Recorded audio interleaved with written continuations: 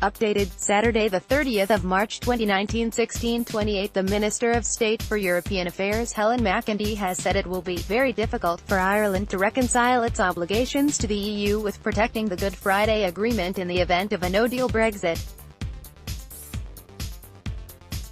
But she said the government is determined to avoid the reintroduction of checks on the border and has the support of the rest of the EU for that position.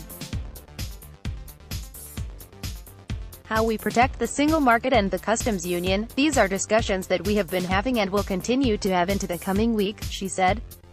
She added, it is about making sure that our obligations to the EU are fulfilled and the obligations we have as co-guarantors of an international peace treaty are also upheld. It is very difficult in the event of a no deal to bring those two together. But we are absolutely determined to do that. We have always had the support of the EU and I don't see that changing. Taoiseach Leo Varadkar is due to meet French President Emmanuel Macron on Tuesday and German Chancellor Angela Merkel on Thursday.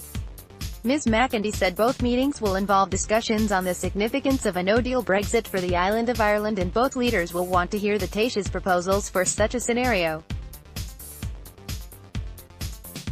She said Ireland favours a long extension to Article 50 which would delay Brexit.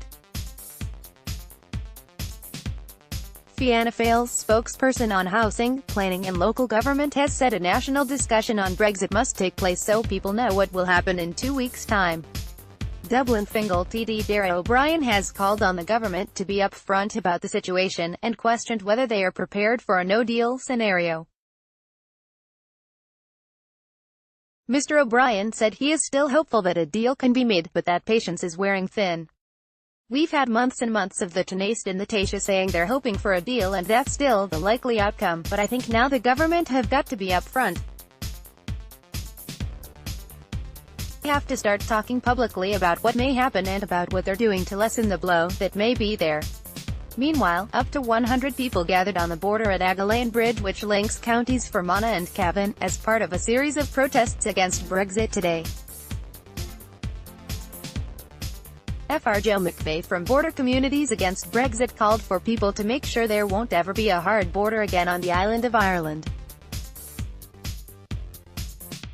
He was one of several speakers to address the crowd, among them local Cavan businessman Peter Quinn.